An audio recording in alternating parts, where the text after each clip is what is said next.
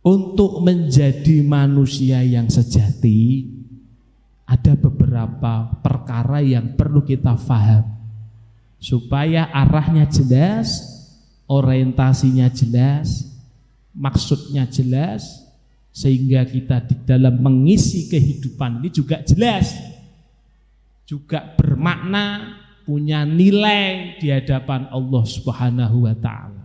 Apa Bapak Ibu yang harus kita pertama ketahui? Yang pertama, untuk menjadi manusia sejati harus paham apa tujuan hidup.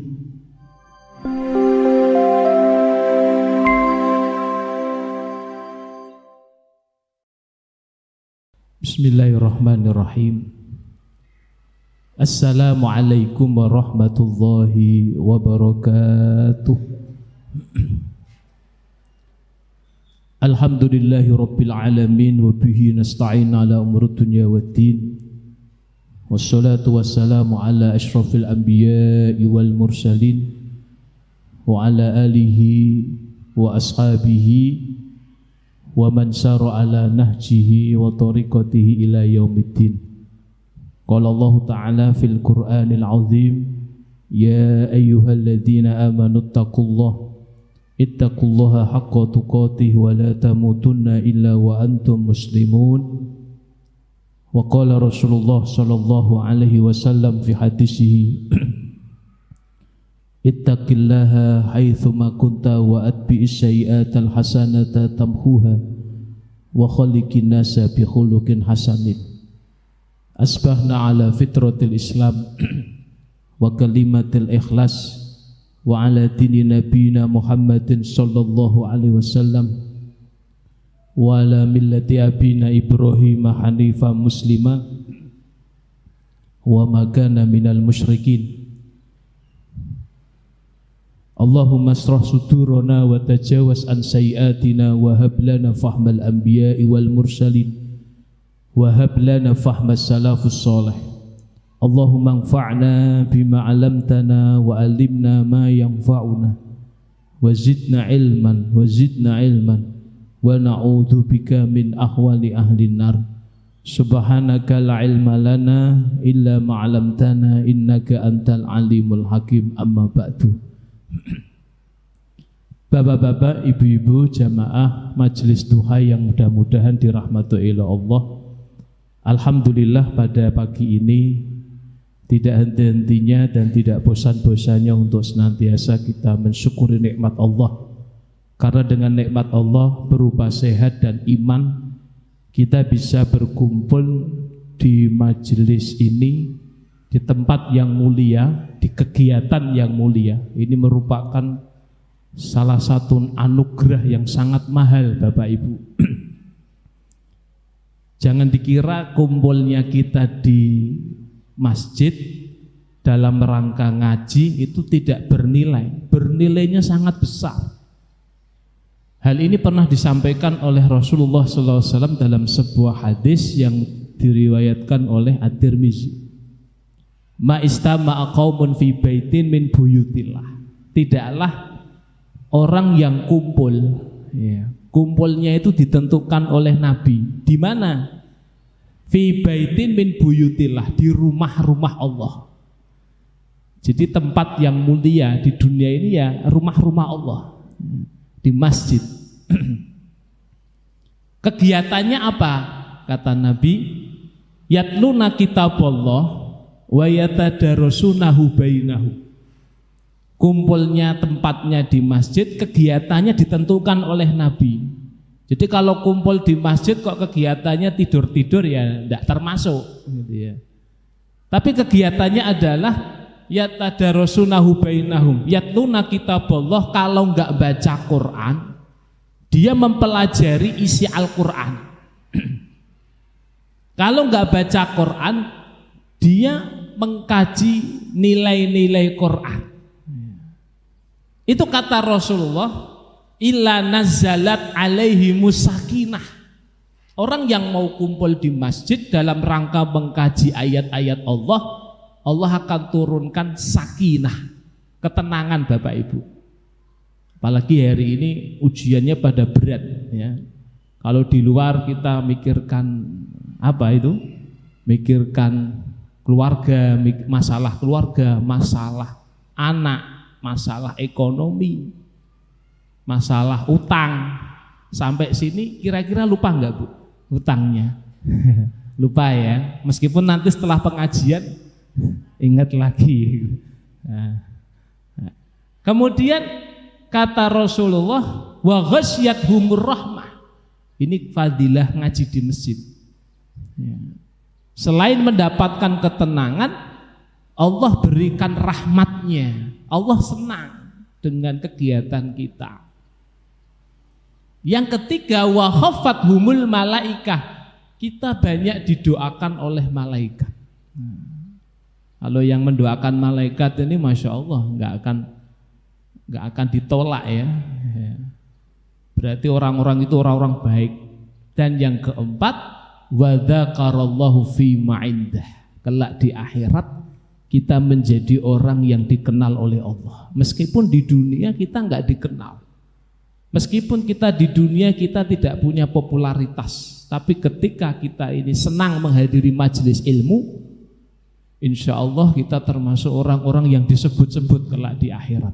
Amin Allahumma amin. Bapak Ibu yang dirahmati oleh Allah, pada pagi ini tema kita apa Bu? Menjadi manusia yang sejati.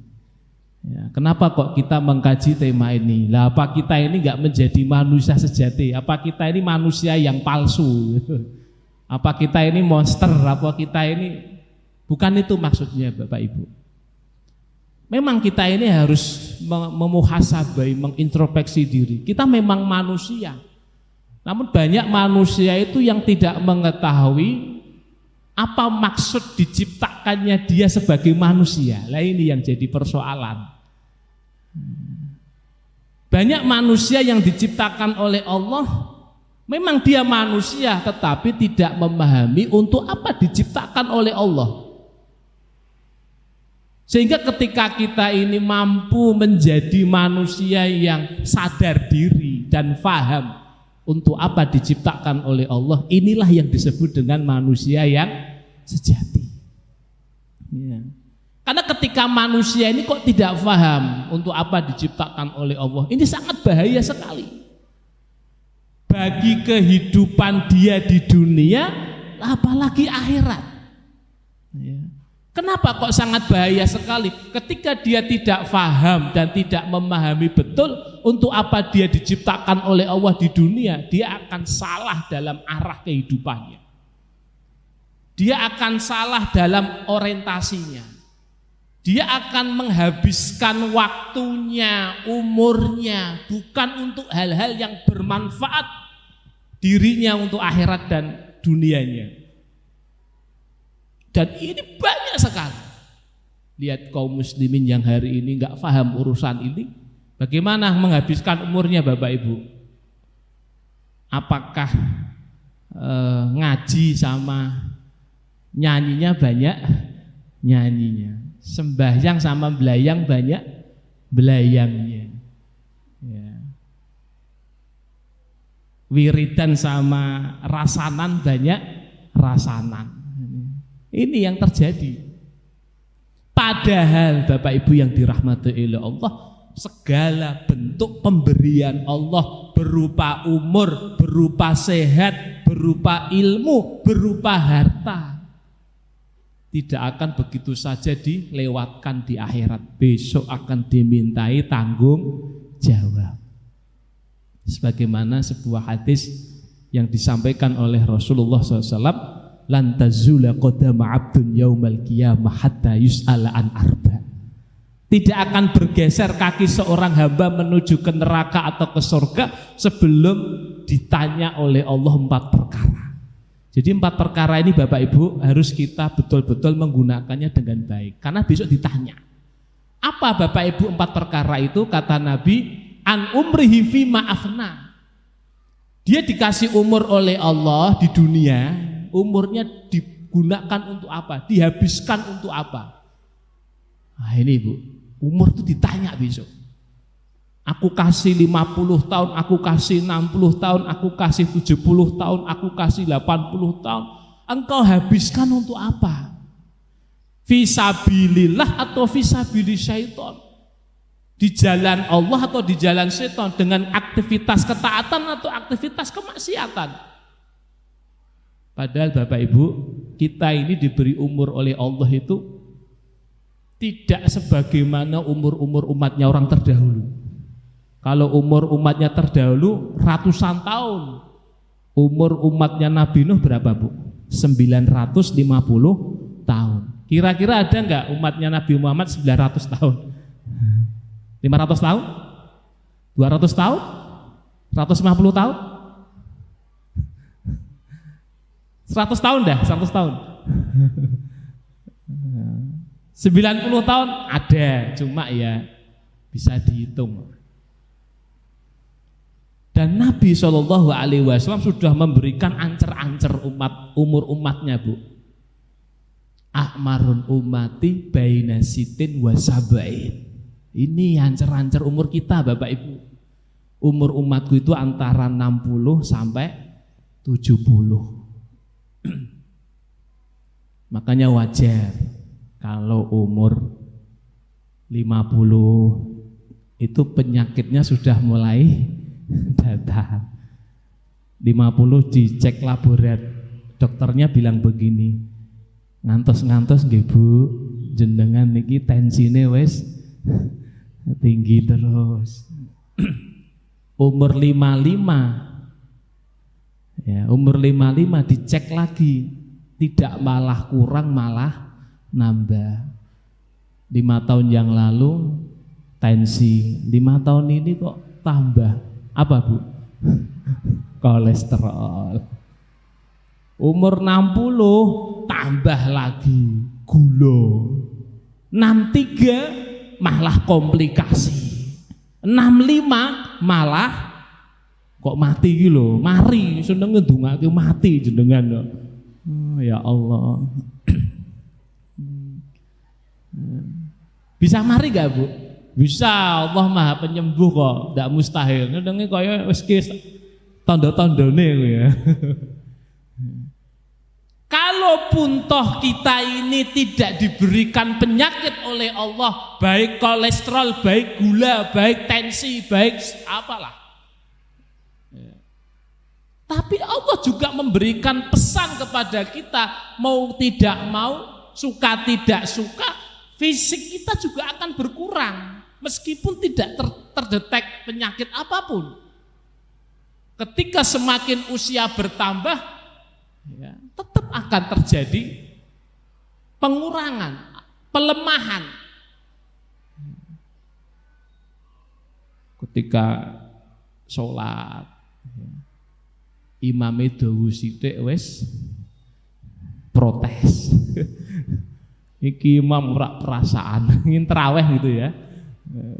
Aku ki wis umbah-umbah ulah-ulah ngedusi bocah awake ngantek nglungkrah.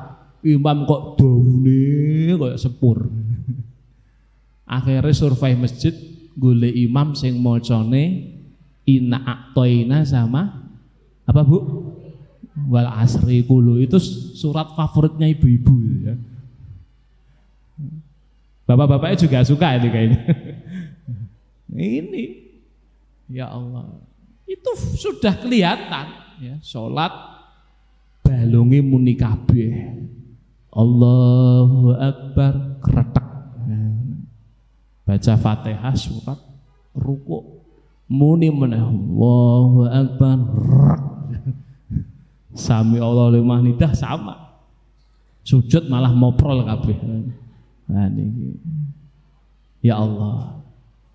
Oh kadang-kadang ada orang mau ngapusi ya, mungkin ingin tidak dikatakan tua ya, sampai rela mengeluarkan kocek jutaan rupiah pergi ke klinik apa Bu? Klinik apa Bu? Skincare. Wajahnya dipoles sampai punya krim 5 juga. Krim subuh, krim duhur, krim asar, krim maghrib, krim isya. Dia awake putih kok sapi malah. Tapi nggak bisa dibohongi, meskipun secara dohir, secara fisik itu kelihatan muda, kalau usianya sudah beranjak kepala berapa itu. Tidak bisa dibohongi, pasti terasa capek, lemah, onderdili kalau istilah gitu. Onderdili apa? Ya balungnya, ya jantungnya, ya ginjalnya itu tidak bisa dibohongi, nggak bisa ada skincare ginjal, jantung itu tidak ada. Tetap akan mengalami pelemahan. Allah sudah sampaikan dalam ayatnya kok. Ya. Kami dulu jadikan kamu itu bayi lemah, beranjak jadi remaja dewasa kuat, beranjak lagi tua beruban lemah. Dulu ngangsu 2 ember kuat, menurun 1 ember, menurun lagi 1 timbo, menurun lagi 1 ciduk, menurun lagi 1 cangkir, ndredeg utah. Ini ya, jadi umur itu akan ditanya. Yang kedua kata Nabi, wa an sababihi fima abla. Akan ditanya oleh Allah apa itu? Masa mudanya. Jadi masa muda itu ditanya oleh Allah, apa masa muda yang Allah berikan kepadamu, untuk apa kau habiskan? Nah, ini. Jadi para ulama mengatakan masa muda identik dengan kesehatan, karena ketika masa muda itu tubuhnya kuat. Untuk apa dihabiskan? Maka kalau Bapak Ibu dikasih sehat, dikasih kuat, banyak-banyain untuk melaksanakan amal soleh sebelum datang masa lemah. Kadang-kadang orang itu nyepelek, kapan kamu sholat? Nanti nunggu pensiun. Wes pensiun kapan nanti sholat? Ya yes, nah sebelum sholat sudah malah wes stroke. Saisa apa-apa lah niki. Maka Nabi sudah pernah nasihati nggih dalam hadisnya, pergunakan 5 perkara sebelum datang 5 perkara. Nah itu masa sehatmu sebelum masa tuamu, masa sehatmu sebelum masa sakitmu, masa kayamu sebelum datang masa miskinmu. Nah itu. Yang ketiga Bapak Ibu yang ditanya oleh Allah besok di hari kiamat adalah wa'an ilmihi madza amila bi, ilmunya diamalkan ataukah tidak. Ya. Kita tahu tentang kewajiban ini, kewajiban itu kepada Allah, diamalkan atau tidak? Kita ngerti yang namanya ini haram, ini dilarang, ditinggalkan atau tidak? Kenapa kamu nggak ngerjakan padahal kamu tahu itu adalah wajib? Kenapa kamu tidak meninggalkan padahal itu adalah haram? Akan ditanya oleh Allah. Dan yang keempat yang ditanya oleh Allah adalah wa'an malihi min aina akhadahu wa fima anfaqahu. Hartanya ditanya oleh Allah, ya. Hartanya ditanya oleh Allah, dengan cara apa engkau meraihnya? Dengan cara zalim atau dengan cara yang adil, dengan cara yang benar atau dengan cara yang salah?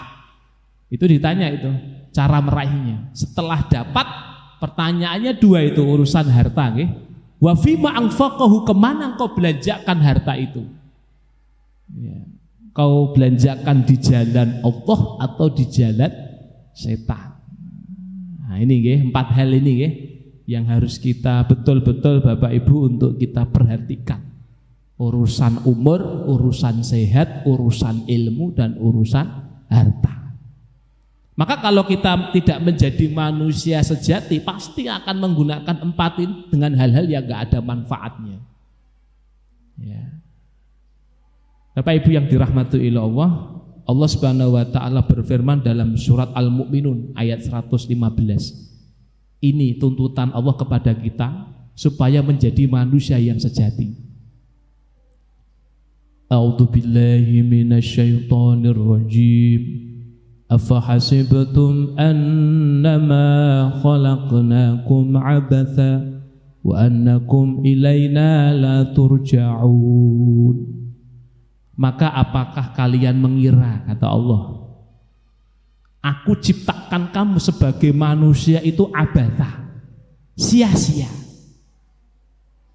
Apakah kamu mengira bahwa aku ciptakan kamu sebagai manusia itu tidak akan dikembalikan oleh aku, kata Allah, di akhirat? Ini ayat ini pendek Bapak Ibu. namun memiliki makna yang dalam sekali. Menyadarkan kita bahwa Allah menciptakan kita sebagai manusia, Bapak Ibu, bukan tanpa sebab. Allah menciptakan kita sebagai manusia itu bukan hanya sekedar istilahnya apa? Ngebain dunia, bukan.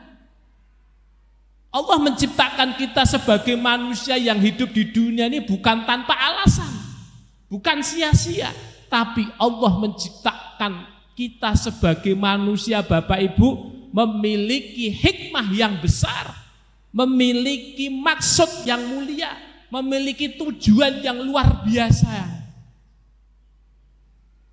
Sehingga betul-betul kita dituntut untuk memaksimalkan. Supaya apa? Besok di akhirat kita mampu mempertanggungjawabkan di hadapan Allah Subhanahu wa taala. Makanya ayat ini kan ada dua pelajaran. Satu, diciptakan oleh Allah. Jangan mengira kita diciptakan oleh Allah ini tanpa ada tujuan, sia-sia. Enggak. Jangan mengira kalian besok tidak akan dikembalikan ke akhirat. Jangan mengira kamu tidak akan dikembalikan, pasti dikembalikan ke akhirat. Innalillahi wa inna ilaihi rajiun, kembali kepada Allah. Tapi masalahnya bukan masalah kembali tok. Masalahnya di sini kita akan dimintai tanggung jawab, ini yang berat. Makanya Bapak Ibu, kalau kita tidak menjadi manusia sejati, kedudukan kita akan bisa menjadi rendah. Wong manusia itu diciptakan oleh Allah sebaik-baik bentuk. Walaqad khalaqnal insana fi ahsani taqwim. Walaqad karomna bani Adam, kami muliakan anak Adam. Tapi gara-gara enggak paham ini, derajatnya turun gratis. Yang aslinya mulia malah menjadi hina. Bahaya kan? Ada seorang ulama tabi'ut tabi'in yang bernama Ibrahim bin Adham. Ibrahim bin Adham ini seorang ulama yang luar biasa. Beliau mengatakan begini, An-nasu huwa nas fala budda minan nas wa laisa kullu nasin nas wa iyyaka nas idza dhahaba nas fa baqiya nas wa nas. Manusia adalah manusia. Manusia adalah manusia. Ya. An-nasu huwa nas fala budda minan nas. Maka hendaklah engkau menjadi manusia yang sejati. Manusia yang faham untuk apa diciptakan oleh Allah. Walaisa kullu nasin nas. Karena setiap manusia belum tentu menjadi manusia yang sejati, Bapak Ibu. Idza dhahaban nas fa baqiya nasu wan nas. Kalau ada manusia kok tidak paham untuk apa diciptakan di dunia ini, kata beliau ya, fa baqiya nasu wan nas.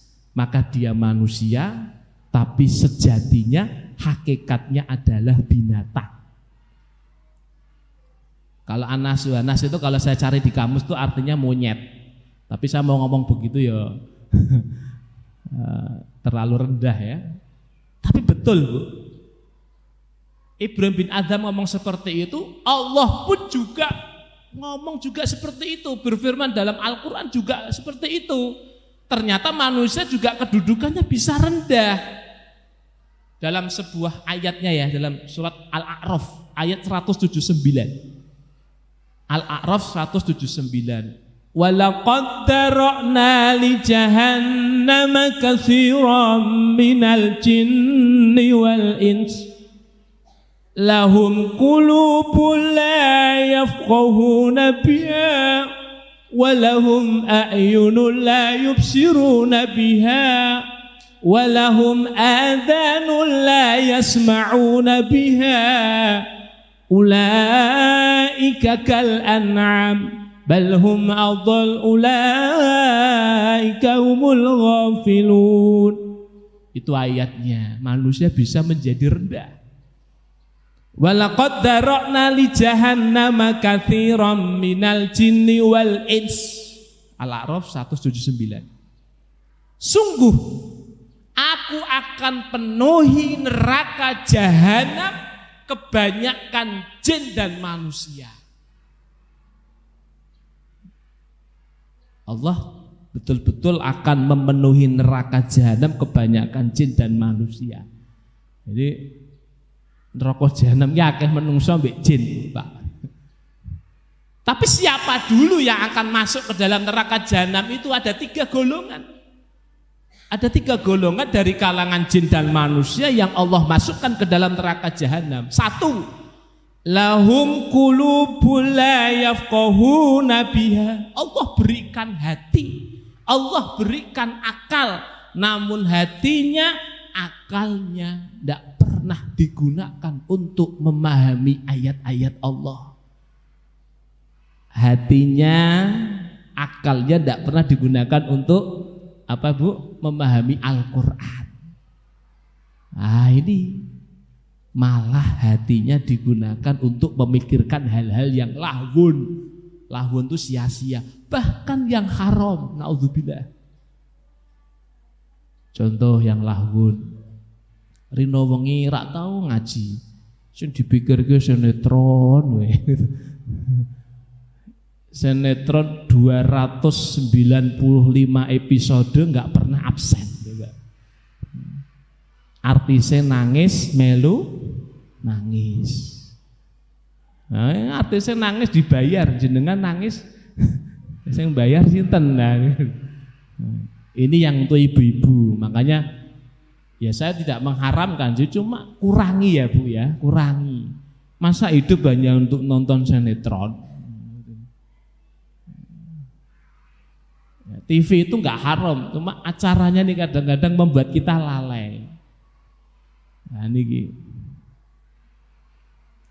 kalau anak-anak kita yang remaja ada yang namanya drakor. Apa itu drakor?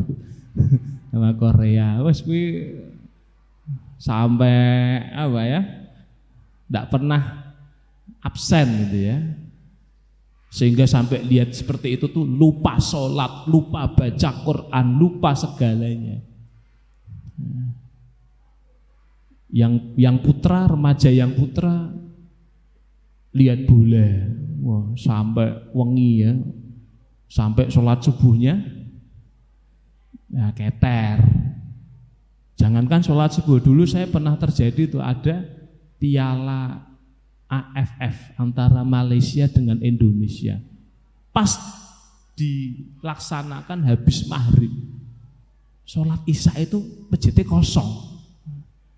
Ya Allah, saya adzan sendiri, qomat sendiri, imam sendiri, makmum sendiri. Terus diborong kabeh pahalanya. Ini yang jadi persoalan. Lahwun. Tapi hati-hati ya. Bisa juga setan tuh menggoda kita Bapak Ibu, dari yang lahwun jadi haram. Termasuk juga ulama itu sampai ada yang mengharamkan, ada yang memakruhkan. Apa itu? Sekak. Nah, ini bapak-bapak ya, sekak. Itu kayu dipikir ngantek 3 jam. Wah, kowe wong pinter we. Nah, daripada mikir kayu 3 jam, mending mikir pekerjaan toh untuk duit. Nah, sampai lupa segalanya.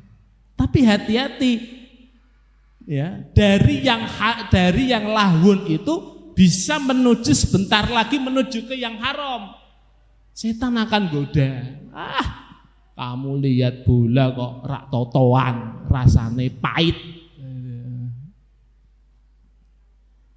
Kamu sekak kok enggak taruhan pakai uang, enggak ada semangat.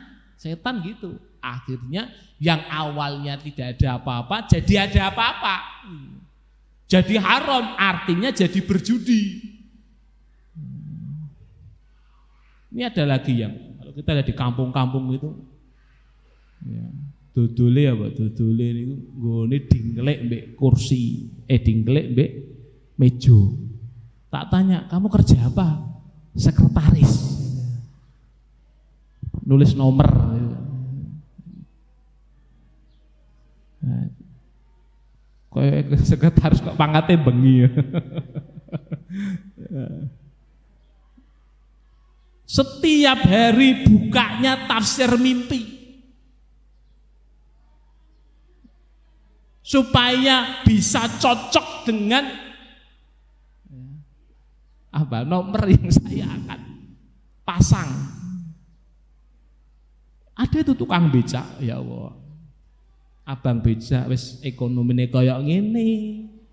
Kalau dapat uang buat begitu, ora cekelane Quran malah tafsir mimpi. Ini realita, perlu kita banyak sadarkan Bapak Ibu, saudara-saudara kita. Tadi maksudnya ada disorientasi, salah dalam melangkah. Buka tafsir mimpi. Tiap hari itu ngiling-ngiling mimpiku kayak bengi apa ya? Kok ben iso dipasang. Oh iya Dek, aku mimpi kucing nabrak ember, kucing sikile 4, ember bunder 0. Berarti 40. Astagfirullah. Niki nggih. Hati-hati, lahum qulubul la yafqahuna biha. Dikasih hati tapi hatinya tidak digunakan untuk memahami ayat-ayat Allah. Ancamannya neraka jahanam. Golongan yang kedua, walahum a'yunul la yubsiruna biha. Allah berikan mata, tapi matanya tidak digunakan untuk melihat, mentadaburi ayat-ayat Allah. Baik ayat Quran maupun ayat alam. Kekuasaan Allah ada 2 ya Bapak Ibu. Quran, ya, ayat Quraniyah, dan yang kedua ayat kauniyah. Kauniyah itu alam. Mumpung sehat, ayo banyak-banyakin mata kita untuk membaca Al-Quran. Jangan matanya digunakan untuk yang lain.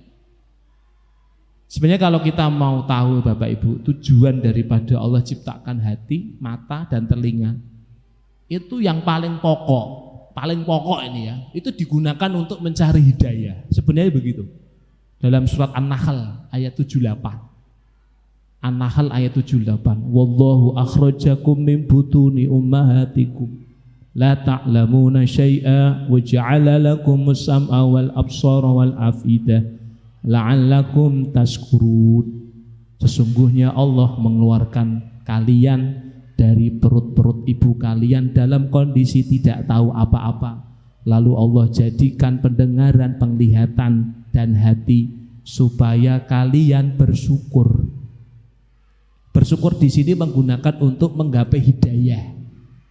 Setelah dapat hidayah baru gunakan untuk bekerja, untuk yang lain silahkan, asal tidak maksiat.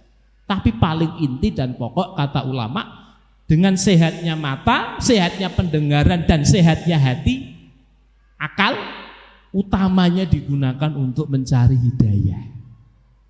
Ya.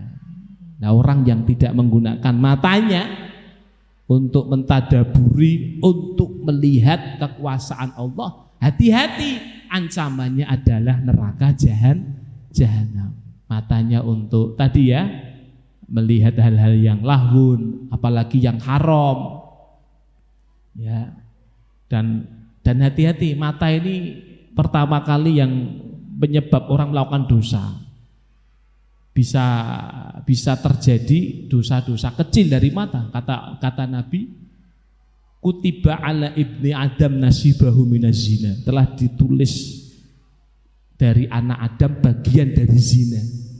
Mudrikun dalika la mahalah. Setiap orang pasti menjumpai ini. Apa kata Nabi? Fal ainani zinahuma an-nadhar. Mata itu zinanya melihat wanita dengan nafsu. Ya. Ketika lihat, wah kok cantik betul gitu ya. Setan ngompor-ngompori. Akhirnya apa? Fal ainani zinahuma, fal udhunani zinahuma al-istima. 2 telinga zinanya nyari informasi. Siapa wanita itu? Akun Facebooknya, ya, IG-nya, supaya bisa berkenalan. Kemudian syukur-syukur nomor WA gitu ya. Ketika sudah dapat, wal lisan zinahu al kalam. Lesan itu zinanya adalah ngomong yang manis-manis. Atau dengan tangannya ya, nulis pesan. yang pingin ngajak kenalan itu. Jadi setan tuh kalau menggoda orang berzina itu tidak langsung jebret gitu ya, tapi pelan-pelan, sabar. Dari mata dulu, telinga, lesan. Ya. Biasanya kalau perempuan dipuji-puji dengan lesan kan, wah langsung klepek-klepek. Putihnya kapas tak seputih kulitmu, wah langsung sirai gede. Hitamnya arang tak sehitam rambutmu, waduh. Bapakmu jual gula ya? Ya. Kok tahu sih? Ya, sebab wajahmu manis. Untung ora direbung semut. Nah, ini. Gitu Bapak Ibu. Kemudian setelah itu waliyatu zina al-batsu. Setelah kenal, akrab, memegang, gandengan, sikep-sikepan. Warijlu yahwi wa yatamanna. Kaki itu zinanya berjalan ke tempat maksiat. Suatu ketika si perempuan sepi, kebel pacarnya. Akhirnya setan ngompor-ngompori, minta ditemani. Ya. Ketika berduaan, kata Nabi yang ketiganya adalah setan. Kalau mereka protes, udah yang ketiganya penjual tahu gimbal. Karena di simpang 5. Ya Allah. Wa qalbu yahwi wa yatamanna, hati berhasrat untuk berzina. Wah, ketika sudah ada kesempatan, terakhir ini Kanjeng Nabi bilang begini, wal farju wa yusaddiqu dzalika al farju wa yukadzibuh. Jadi pelan tadi dari mata tadi terus berkembang, tangan mulai maksiat, mata mulai maksiat, kaki maksiat, hati berhasrat. Itu semua akan dibenarkan dengan kemaluannya, baru disebut dengan dosa gede, berzina. Nah, niki nggih, hati-hati dengan mata. Maka syariat Islam menggunakan menyuruh untuk ghadul basar. Bapak Ibu yang dirahmati oleh Allah, juga ada ayat-ayat yang berupa alam. Ya, ada gunung, ada laut. Itu sebagai media kita untuk mengenal Allah. Hari ini banyak orang gak sensitif. Kadang-kadang Allah berikan petunjuk itu lewat kejadian-kejadian. Harusnya kalau hatinya bersih, itu sebagai pemantik dapat hidayah. Kadang-kadang manusia itu kalau saking hatinya kotor, apapun yang Allah berikan kejadian tidak mengambil ibrah. Kayak Fir'aun. Fir'aun itu sebenarnya sudah harus tunduk dapat hidayah itu karena hatinya kotor. Menyaksikan tukang sihirnya kalah dengan Nabi Musa, harusnya dia takluk. Tapi karena keras, tidak bisa nerima hidayah. Dia lihat tukang sihirnya kalah. Padahal itu tukang sihirnya itu bukan tukang sihir ecek-ecek, Bu, wong rojo kok. Rojo itu kalau ngundang orang itu berkualitas. Kalau mungkin sekarang tukang sulap internasional lah, gitu ya. Siapa Bu? David Copperfield. Wis lah terkenal itu. Saya belum tahu nih yang terbaru tukang sulap internasional siapa ini. Ini ada Rojo Fir'aun ya diundang ya. Lagi ketika Fir'aun dan bala tentaranya itu mengejar Nabi Musa dan Nabi Musa terpepet, lalu Allah menyuruh idrib bi asoka, pukul laut itu dengan tongkatmu, terbelah. Ini kejadian yang kayak gini tuh harusnya Fir'aun itu sudah takluk. Logikanya itu harus sudah tunduk.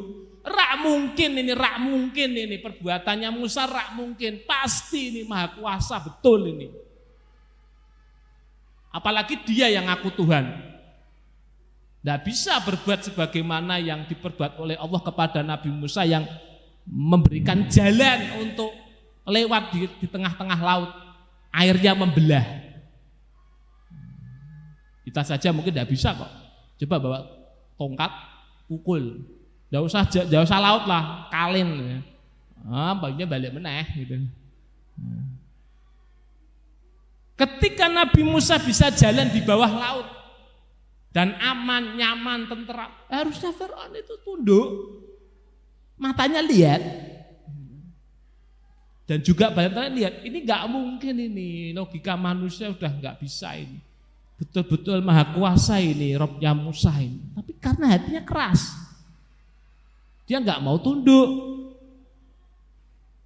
Lah kemudian dia ikut, terus hawa ini pengen mateni Nabi Musa, pengen menghancurkan Nabi Musa. Akhirnya apa Bapak Ibu? Dia sampai tengah, Nabi Musa sudah sampai daratan, digulung oleh ombak, digulung oleh air laut, baru dia ngomong, amantu bi Robbi Musa. Saya beriman dengan Robnya Musa. Tapi bahasa Jawa ini pun apa? Pun kasep. Walaisatit taubatu lil ladzina ya'maluna as-sayyi'at hatta idza hadara ahadakumul maut qala inni tubtul an. Tidak ada tobat bagi orang yang berbuat jahat ketika nyawa sudah sampai di kerongkongan baru dia ngomong inni tubtul an. Saya tobat. Jadi tobat itu ada masa expired. Sebagaimana makanan. Secara khusus ketika nyawa sudah sampai di goro-goro, secara umum ketika matahari terbit dari sebelah barat, artinya terjadi kiamat. Bapak Ibu, kalau kita piknik, kita healing ke laut, ke gunung, pulang itu harus nambah iman. Ya Allah, gunung yang begitu indah, yang begitu besar, yang luar biasa. Tapi di balik keindahan itu Bapak Ibu, besok di hari kiamat gunung itu seperti bulu-bulu yang berterbangan, hancur. Wa yauma nahsyuruhum jami'a wa yauma nusayyirul jibala wa taral arda barizah wa hasyarnahum fala nughadir minhum ahada. Al-Kahfi ayat 47. Kami perjalankan gunung-gunung seperti debu-debu yang berterbangan, hancur, dan kami tidak sisakan manusia satupun hidup di dunia. Artinya mati kabeh. Jangankan gunung hancur ibu-ibu, gunung ngentokke wedhus gembel wis do ngungsi, dah takut. Laut juga begitu. Ketika air ke daratan, laut tuh indah, tapi kalau sudah ngamuk, dah semuanya rusak. Lihat peristiwa tsunami. Ya. Jadi kalau kita lagi maksiat itu, Bu, kita ndaki gunung enggak apa-apa kalau kuat. Kemudian kita merenung, ya Allah, aku kok cilik koyo ngene, hamba yang kecil, hamba yang fakir, hamba yang lemah. Dibandingkan dengan makhluknya Allah gunung, gede koyo ngene, enggak bisa ngapa-ngapa. Atau kalau perlu ke laut, nyewa perahu, numpak dhewean. Wani, Bu. Di tengah-tengah, semakin jauh dari daratan, semakin jauh hilang. Apanya kejegor jempale. Kadang-kadang orang naik kapal itu, ya Allah, naik kapal itu terjadi apa? Kebocoran, mau tenggelam, itu diuncali ban sama 100 juta, yang dipilih apa? Ban. Duit tak berguna ya. Ya Allah.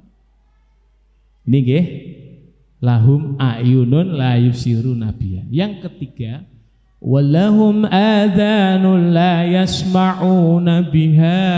Dia diberikan telinga, namun telinganya tidak digunakan untuk mendengarkan ayat-ayat Allah, tapi telinganya digunakan untuk mendengarkan hal-hal yang lahun, hal-hal yang haram, dengarkan mantra-mantra zina, musik-musik jahiliyah yang membangkitkan syahwat untuk berzina, mendengarkan omongan-omongan ghibah yang tidak bermanfaat, malah datangkan dosa.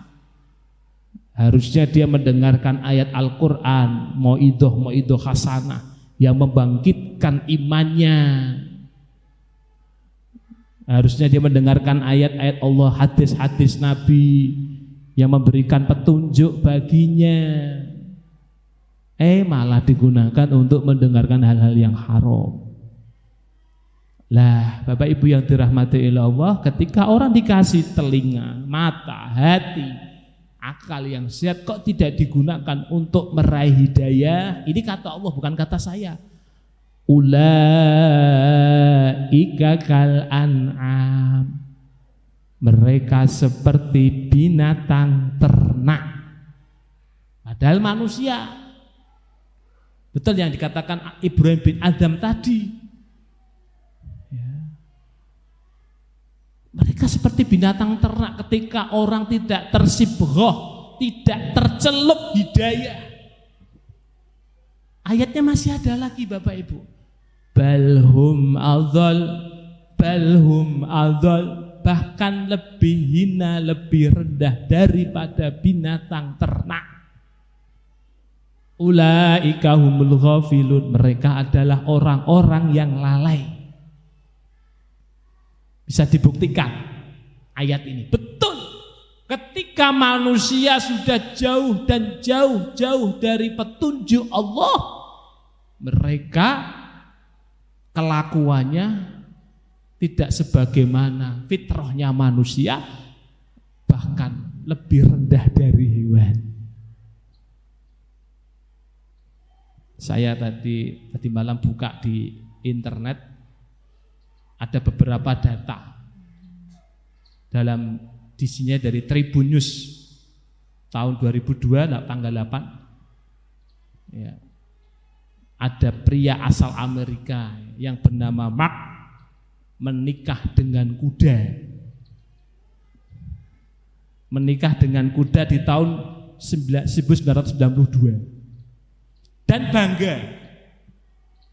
Istrinya kuda itu bangga.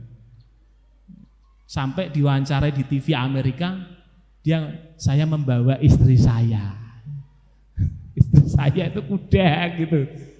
Luar biasa. Betul ya kata Allah, ketika jauh dari petunjuk, saya enggak pernah itu ada kuda menikah dengan sapi. Ada Bu, resepsi antara kuda dengan sapi menikah? Enggak ada. Lagi manusia punya otak, punya akal. Yo sehat, sebenarnya yo sehat, wong ora enggak gila kok. Tapi kenapa bisa menikah dengan kuda? Ya karena tadi kalau orang sudah jauh dari hidayah Allah, kelakuannya melebihi di luar fitrah manusia. Ada lagi di tahun 2010 di Bali, ya ini di Indonesia nih malah, di daerah Bali namanya Jembrana. Itu ada anak ABG menikah dengan sapi. Awalnya dia berhubungan dengan sapi, ketahuan masyarakat dinikah kayak sisa.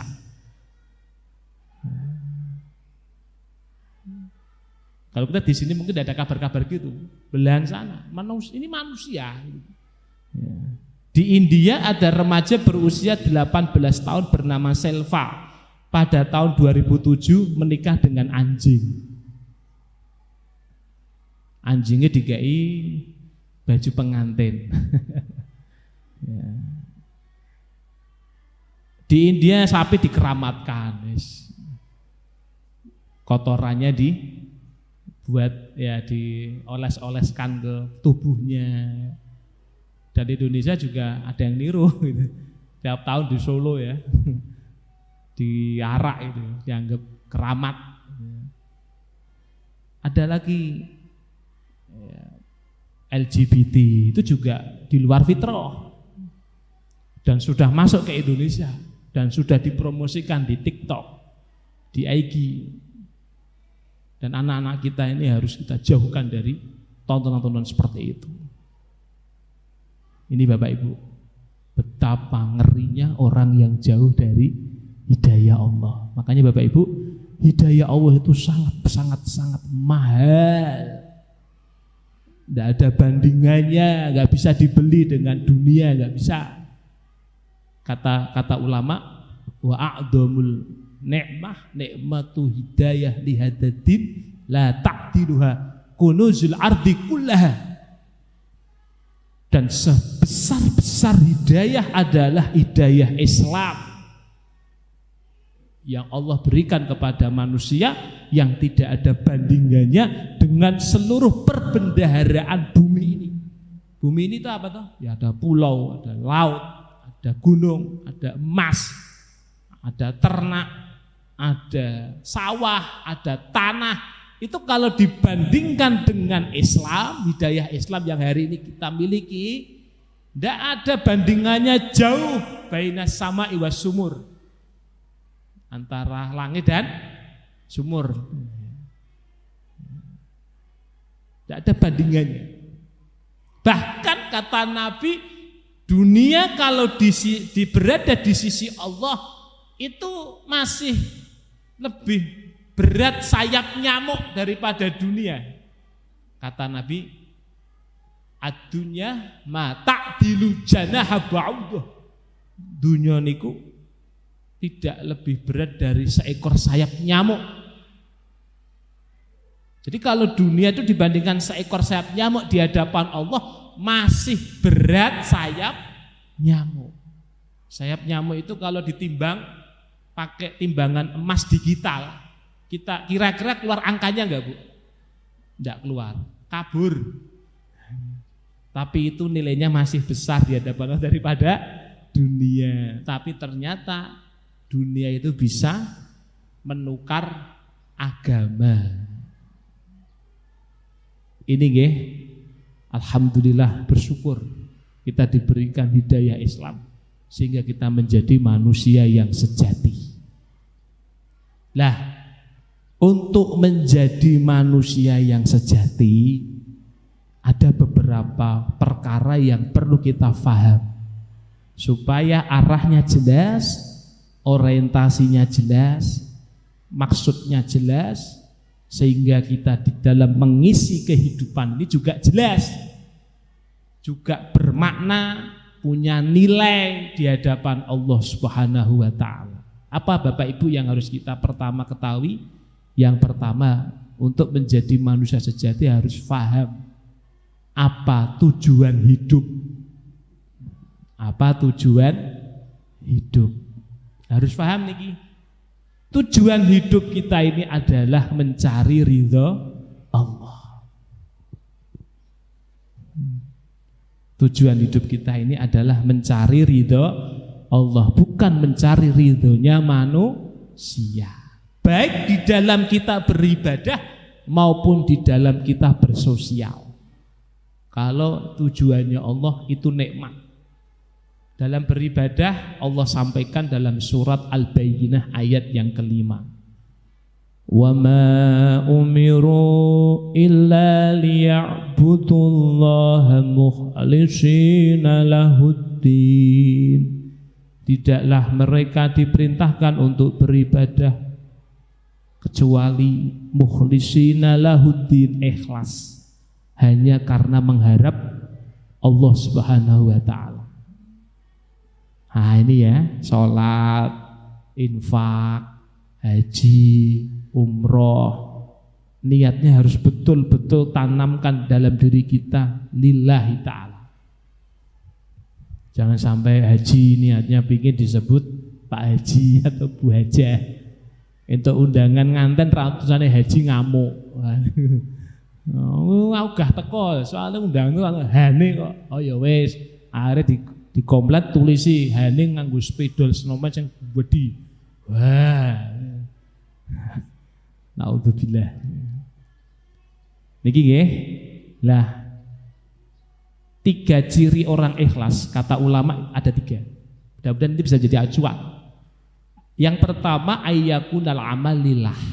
Hendaklah kalau kita menjalankan amal itu ibadah untuk Allah, bukan untuk manusia.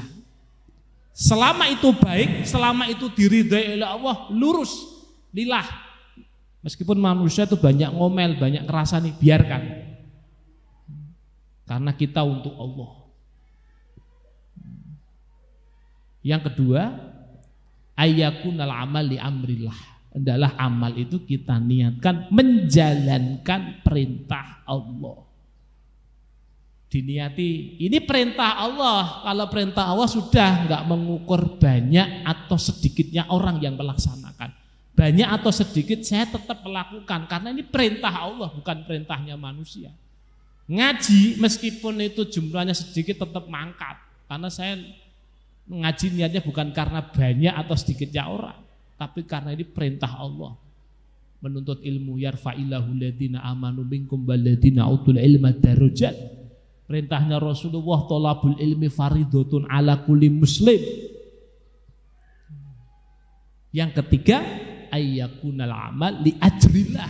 Kita ini kalau beramal mengharapkan pahala Allah. Sehingga balasan manusia itu tidak ada apa-apanya di hadapan Allah dengan dibandingkan dengan balasan Allah. Jadi jangan sampai kita beramal itu riya. Riya itu kecil kalau bila dibandingkan dengan pahala amal yang kita lakukan. Jangan sampai kita sum'ah. Riya itu amalnya ingin dilihat, sum'ah itu amalnya ingin didengar sehingga dipuja-puji oleh orang. Itu kecil kalau balasan itu, remeh, rugi kita. Tapi kalau untuk lillah, li ajrih, pahala Allah itu besar. Wal akhiratu khairu wa abqa, akhirat itu lebih baik dan lebih kekal. Begitu pula ibu bapak dalam hal memberi pun jangan berharap balas budi. Islam tidak mengajarkan balas budi. Kalau kita sudah memberikan ya sudah lillah. Ridha Allah yang kita cari dalam surat Al-Insan Ad-Dahr atau Ad-Dahr ayat yang ke-8 dan ke-9. Wa yut'imuna at-ta'ama 'ala hubbihi miskinan wa yatiman wa asira. Innama nut'imukum liwajhillah la nuridu minkum jazaa'an wala syukura. Mereka memberikan makan kepada anak-anak yatim, orang-orang miskin dan para tawanan. Mereka berkata, saya memberikan makanan kepada anak yatim dan fakir miskin liwajhillah, hanya karena Allah. La nuridu minkum jaza, kami tidak menginginkan balasan budi dari mereka. Wala syukura, bahkan ucapan terima kasih. Nah niki nggih Bapak Ibu, memberi harus lillah. Tanggane mantu, ya. Kita mantu, kita ngasih tetangga kunjungan.